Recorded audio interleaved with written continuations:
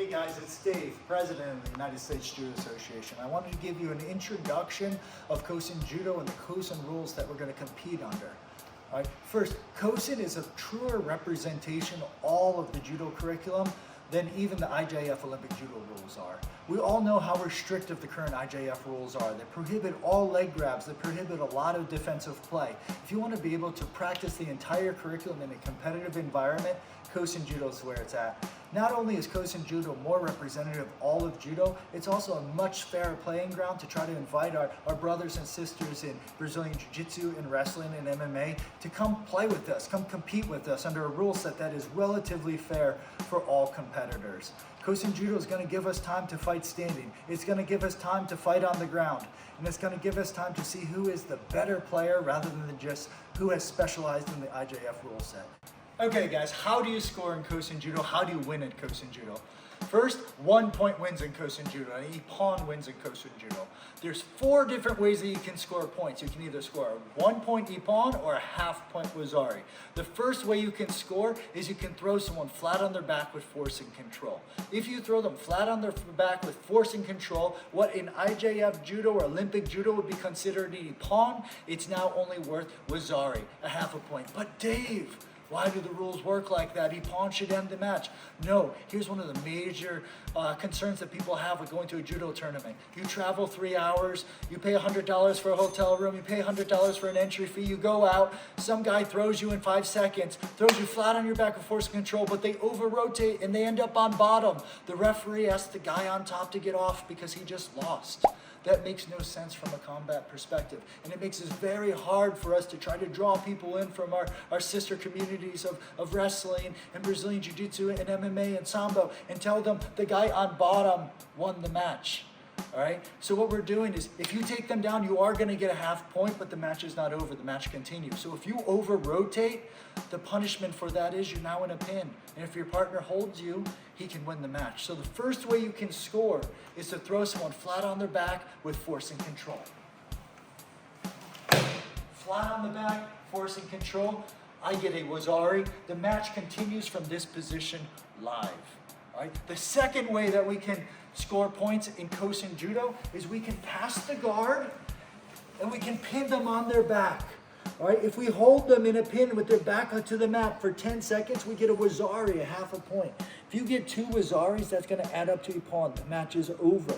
All right, when I'm pinning my partner, I have to keep one shoulder pinned to the mat, and I have to keep her back exposed to the mat. So even if she starts turning up to her side, as long as I have one shoulder pinned, the pin continues. As soon as she's able to get her elbow out, now the pin is broken.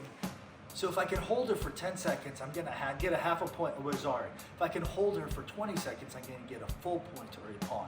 All right, the result of this is a much faster paced grappling match than you might be used to in Brazilian Jiu Jitsu, because if you're getting pinned, you have to get out. The next way to score points is submissions. There's 3 legal submissions that you can attack in Kosen Judo. First, she can attack the elbow, so she can go for an armbar. If I submit, that's 1 point, Ippon, match is over. Second, she can attack the shoulder, so she can go for yes. If I submit, that's Ippon, full point. Third way she can attack is with a choke.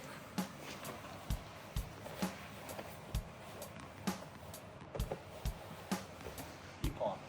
So any attack against the elbow, any attack against the shoulder, any attack against a choke that results in a submission equals Ippon, match is over. All right guys, the last way you can score a point in Kosen Judo is if my partner has either a guard on me or a submission, maybe an armbar or a triangle, and I am able to stand up and lift my partner's head up above my belt level. If I can lift their head above their belt level, the referee is going to call mate, which means stop the match. My partner is going to stand up, we're going to separate, and I'm going to get a half a point for lifting my partner's head above my belt level.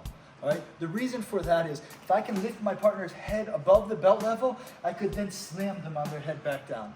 We obviously don't want that in our amateur sport. We don't want anyone getting hurt, but we have to recognize the huge advantage that I've gained by picking someone up, lifting their head above my belt, because I can slam them down. So if that happens, I get a half a point, and then we restart standing.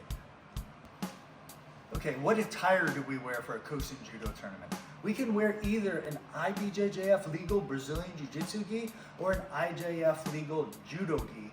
Either gi is permitted in Kosen Judo. We do have to wear a white gi, however.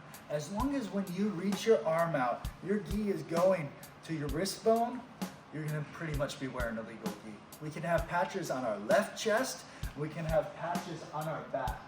The patches must be such that I can grab and still get a grip. If your patch is so hard that I'm not able to grab and get a grip, that patch is gonna have to be ripped off prior to competition. We do not wear any rank belts when we compete in Kosen, because Kosen is not just for Judoka, it's also for Brazilian Jiu-Jitsu fighters, MMA fighters, Sambo fighters, wrestlers, all right? We don't do divisions based on belt level. We do divisions based on skill level and years experience in training. So if you've trained 0 to 2 years, you're in one division. Over 2 years to 5 years, you're in another division. 5 year plus, you're in another division. That's inclusive of wrestling, mixed martial arts, Sambo, Brazilian Jiu-Jitsu, Judo. All right, one competitor is gonna wear a white belt, the other competitor is gonna wear a blue belt. All right, guys, penalties in Kosen Judo. There are two types of penalties. There are minor penalties called shidos, and there are major penalties called hansakumake. Hansakumake equals a disqualification. So there are a list of techniques that if you do those, they turn into an instant disqualification, and there's another list of techniques that if you do those, you get a shido. When you get a shido, your first and your second shidos are basically slaps on the wrist, but your third shido equals hansakumake and you get disqualified. First, let's look at our list of shidos. Shido, from the standing position. A competitor shall be given reasonable time to make takedown attempts so long as their efforts at positive progression. A competitor who only defends and disengages shall be penalized with shido. Stalling from the ground position is different. If you are stalling from the ground position and not trying to advance your position, we won't give you shido, but the referee will call mate, they'll tell you to stop, and they'll have you restart from the standing position. If you put your hand or foot on the eyes, nose, or mouth of a competitor, that is shido. To go outside of the contest area or to intentionally force the opponent to go outside of the contest area, except in the normal progress of an ongoing attack or defense, is shido. To insert your finger or fingers inside the opponent's sleeve or his pant legs is shido. To sit guard without having first established a grip on the opponent is shido. To jump guard is shido. To intentionally disarrange your judogi or to untie or retie your belt without the referee's permission, or to intentionally lose time arranging the judogi and belt is shido. Hansakumake. Hansakumake is 3 shidos, or to take down an opponent in a way that drives his head or neck into the mat. To defend a throw by voluntarily using your head in a way that is dangerous for your head, neck, or spine. To attack a submission any joint other than the elbow and shoulder. To attempt to strangle someone using the belt. To slam an opponent who has guard, is attempting a stranglehold or joint attack, or has your back. To make unnecessary calls, remarks, or gestures derogatory to the opponent or referee during the contest. To wear any hard or metallic object, whether covered or not. Any action against the spirit of sport and fair play, and kani bisami, otherwise known as a scissor takedown, or any action that places lateral pressure on the outside of an opponent's knee towards the inside.